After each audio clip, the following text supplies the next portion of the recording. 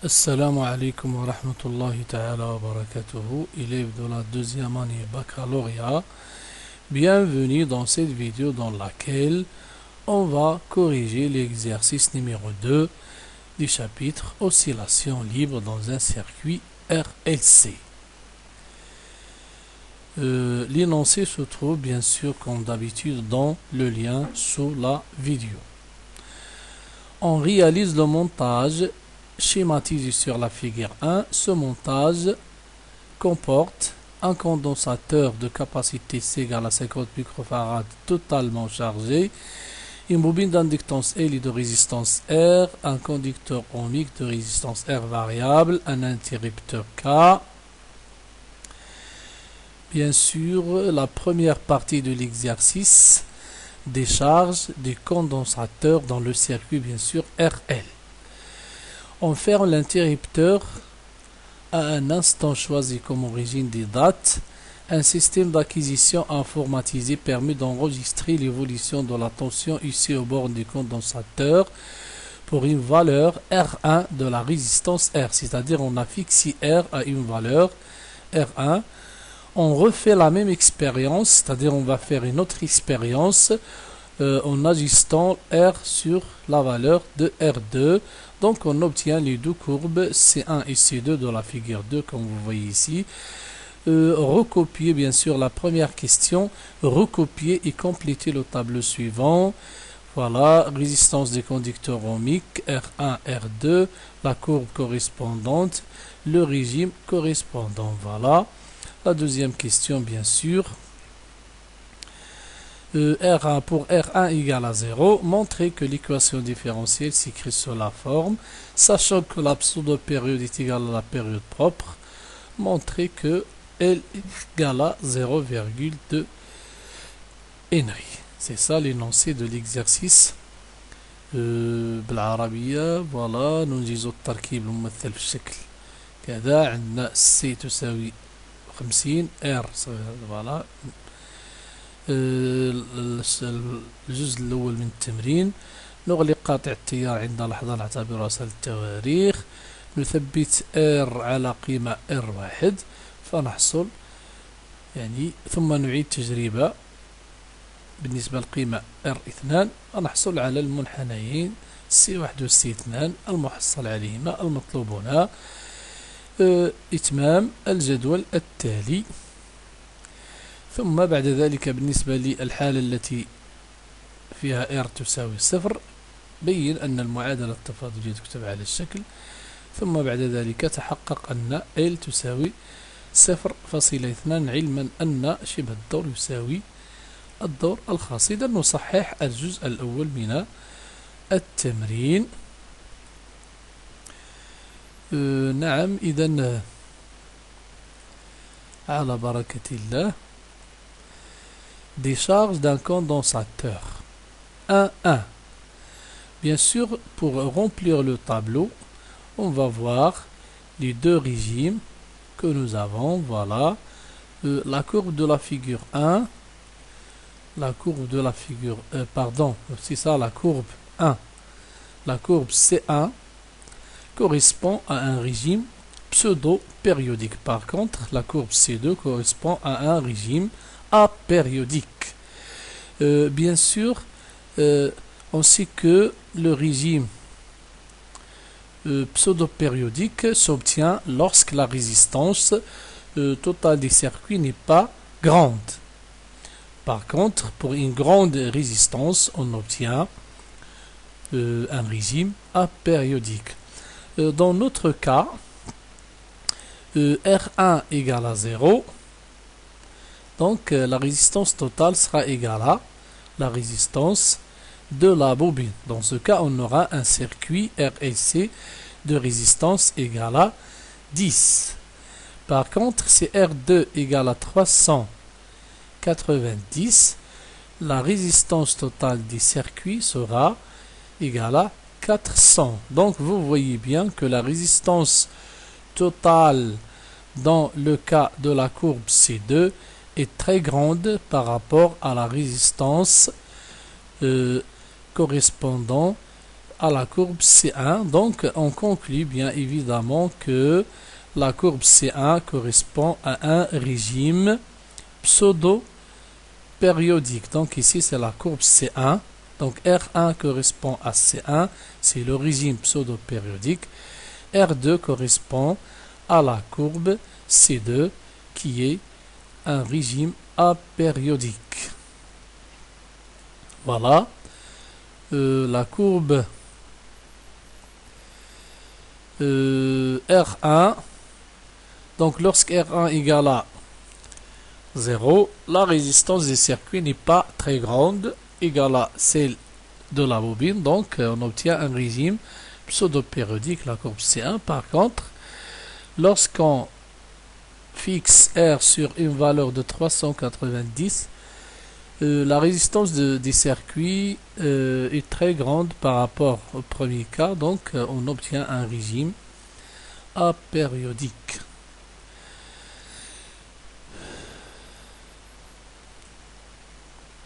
كما تشاهدون من خلال منحنى الشكل 2.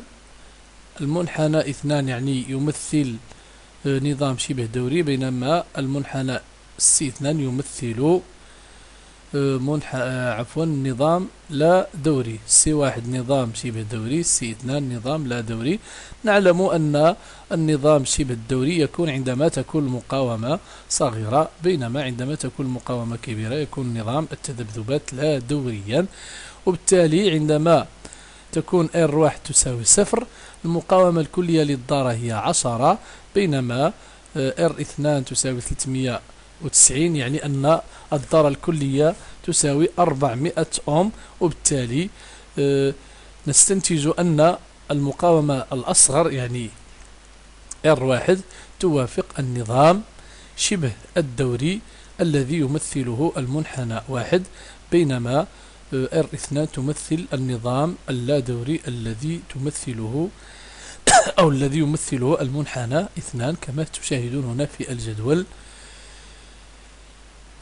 عندما تكون R1 منعدمة النظام شبه دوري منحنى 1، R كبيرة يعني نظام لا دوري، وبالتالي المنحنى 2.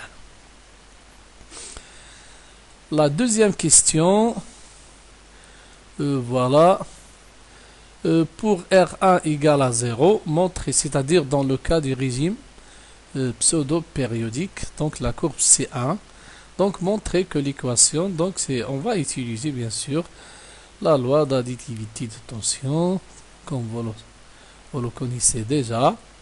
Donc la loi d'additivité de tension, bien sûr on a représenté ici les tensions en convention, les récepteurs vous voyez UC, UR, UL. Donc d'après la loi d'additivité de tension, on a la somme des tensions égale à 0. Bien sûr dans ce cas, UR égale à R1 égale à I, puisque R1 égale à 0, donc le UR égale à 0. Bien sûr le I n'est autre que la dérivée de Q égale à C fois la dérivée de UC, ça vous le connaissez déjà. Donc, et la tension aux bornes de la bobine, il est connu, il est donné par cette relation en convention récepteur. Donc on obtient UC plus UL égale à 0, on remplace, on obtient donc L fois la dérivée de U plus R fois I plus UC égale à 0. Bien sûr, L, la dérivée de I c'est C fois la dérivée de IC, donc on obtient L égale à la dérivée de C fois la dérivée plus R, C fois la dérivée, on remplace I par son expression, donc on obtient ici, le C est constante, donc LC fois la dérivée de la dérivée, c'est-à-dire la dérivée seconde, plus R fois C fois la dérivée de ici plus ici égale à 0. Donc on va diviser les deux membres de cette relation par LC. On obtient donc la dérivée seconde plus R sur L fois la dérivée première plus 1 sur C ici égale à 0. C'est ça l'équation différentielle. حسب قانون إضافية التوترات مجموع التوترات هنا يساوي صفر. UR تساوي R1 فوا I تساوي صفر. معلوم أن هذه الحالة R تساوي صفر، إذن UR تساوي صفر. نعوض فنحصل على المعادلة التفاضلية التالية. نعم، كما هو الشأن بالنسبة للتمرين. التمرين 2 أو التمرين 1 عفوا من هذه السلسلة. إذن نمر إلى السؤال الموالي. La troisième question, sachant que la pseudo-période est égale à la période propre, montrez que L ou bien vérifiez que L égale à ceci. Donc, la même chose ici, voilà. علما أن شبه الدور يساوي الدور الخاص، بين أن، إذن لنبين ذلك. نعم، إذن la pseudo-période T égale à la période propre, c'est-à-dire 2P, voilà, parce que la période propre, on connaît son expression, 2P racine de LC égale à T. Donc, le tout au carré, on obtient 4P carré LC égale à T carré. Donc, le L n'est autre que T carré sur 4P carré fois C. Application numérique, L égale, bien sûr, d'après la courbe de la figure 2, la courbe C1 de la figure 2, la pseudo-période ici égale à, voilà, c'est la durée entre deux valeurs maximales de IC, donc c'est le 20 millisecondes. Donc 20 millisecondes, on le multiplie par 10 moins 3. P au carré égale à 10, donc on obtient 40 fois 50. Le C il est connu, donc on obtient 0,2 Henry.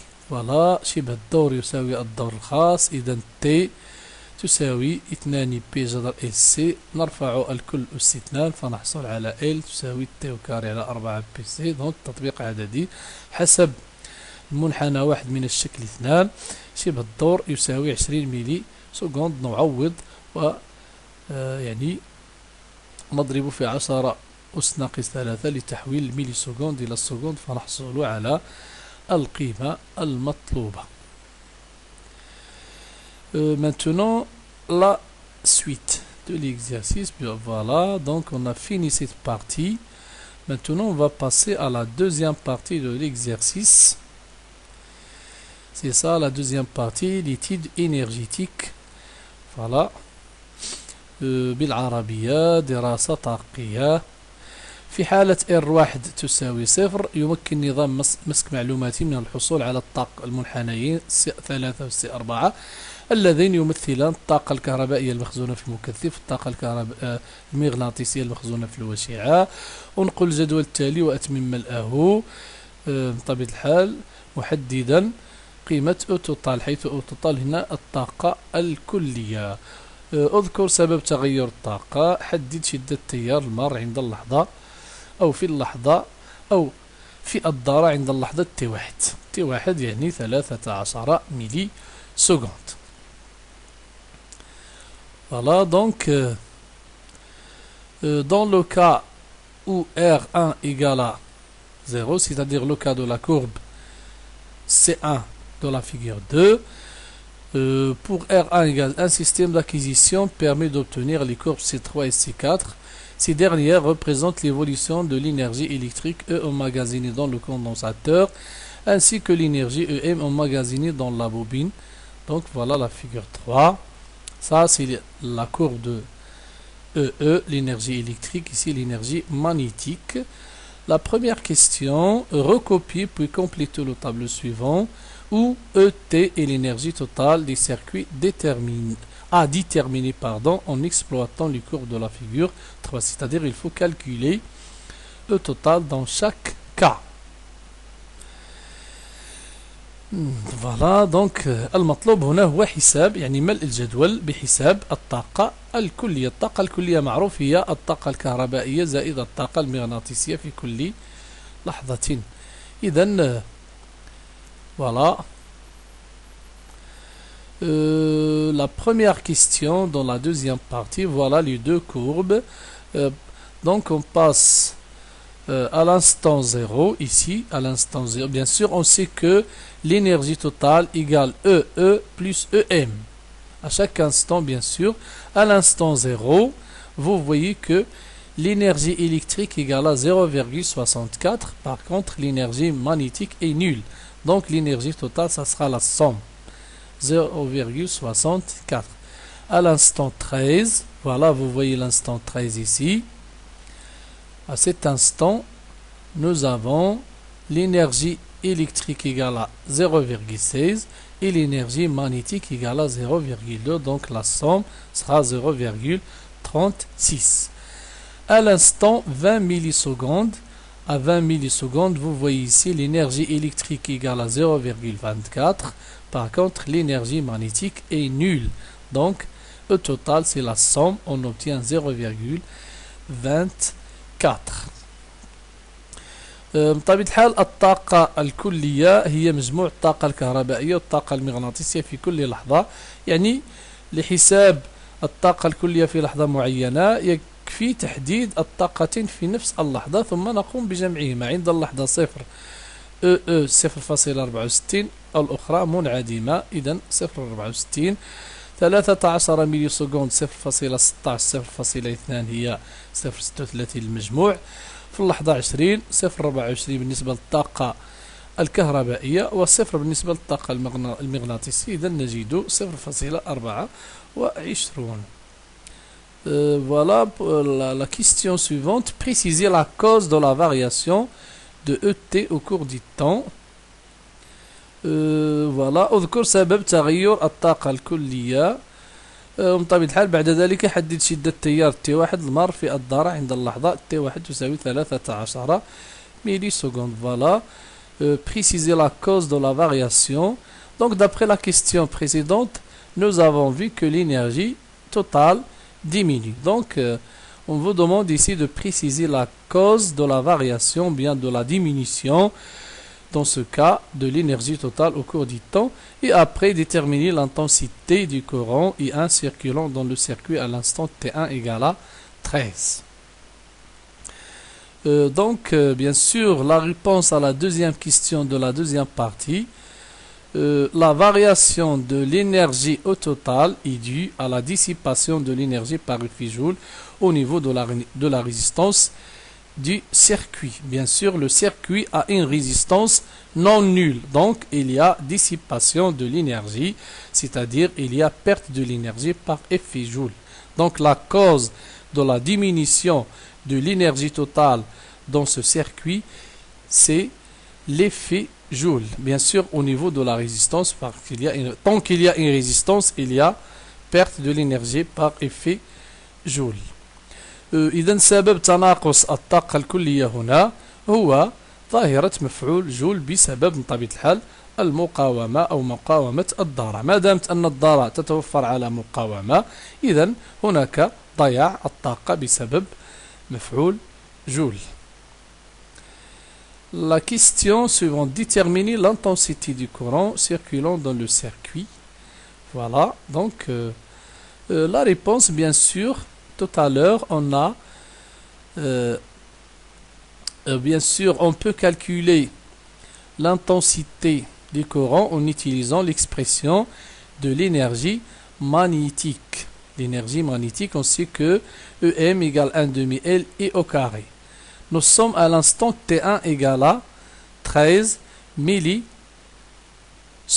Donc, l'énergie magnétique 1, c'est-à-dire à l'instant T1 égale à 1 demi L I1 au carré.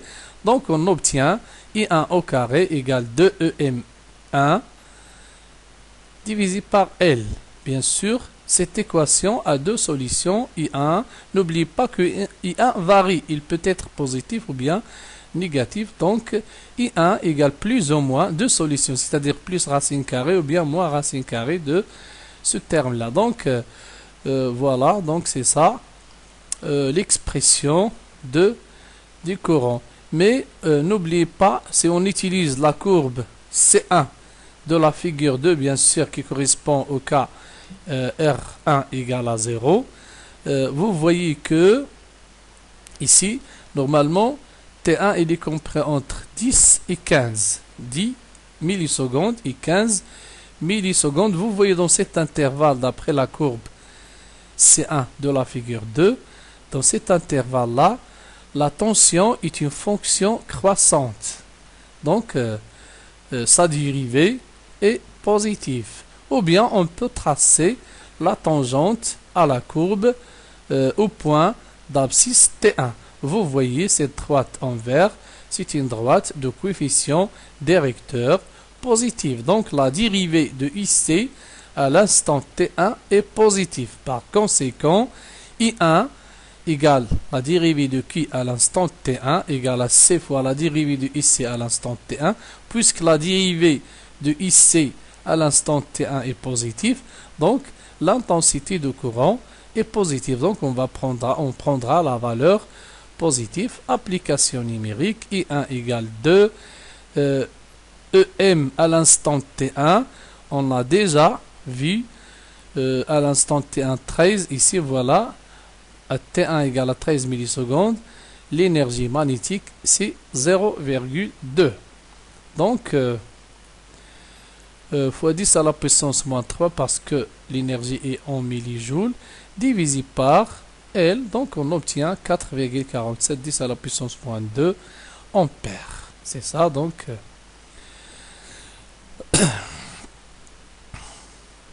لتحديد شدة التيار نستعمل تعبير الطاقة المغناطيسية.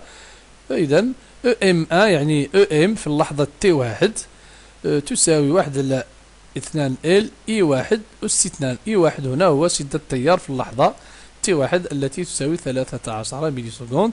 نستنتج أن E1 أس 2 هو 2 M1. هذا 1 هنا، هذا 1 هنا يعني في اللحظة T1 مقسوم على L. إذا هذه المعادلة لها حلان، يا إما E1 يساوي زائد أو ناقص جذر 2 EM على L. من طبيعة الحال لتحديد الحل المقبول نستعمل منحنى C1 من الشكل 2. نعم، كما تعلمون شدة التيار هي مشتقة الشحنة، هي أيضا سعة المكثف مضروبة في مشتقة التوتر UC.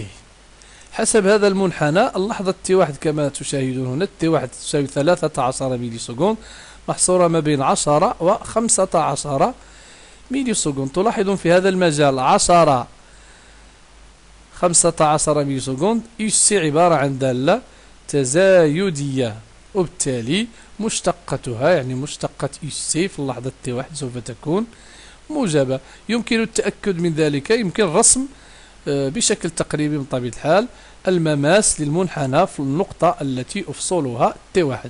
إذا كما تلاحظون هذا المماس له معامل موجه موجب، وكما تعلمون يعني المعامل الموجه هو في نقطة معينة هو مشتقة الدالة في تلك النقطة. إذا نستنتج أن هنا مشتقة UC موجبة، وبالتالي شدة التيار قيمة موجبة. تطبيق عددي حسب منحنى الشكل C4 من الشكل 3 عند اللحظة 13 ملي سكوند الطاقة المغناطيسية هي 0.2 ملي جول. نضربها في 10 أس ناقص 3 نقسم على L تم حسابه سابقا 0.2، فنجد E1 تساوي 4.47 10 أس ناقص 2 ملي سكوند. Voilà, donc c'est terminé pour cet exercice. Je vous souhaite bonne chance et à bientôt, Inch'Allah. N'oubliez pas que l'énoncé de l'exercice se trouve dans le lien sous la vidéo. إلى اللقاء إن شاء الله.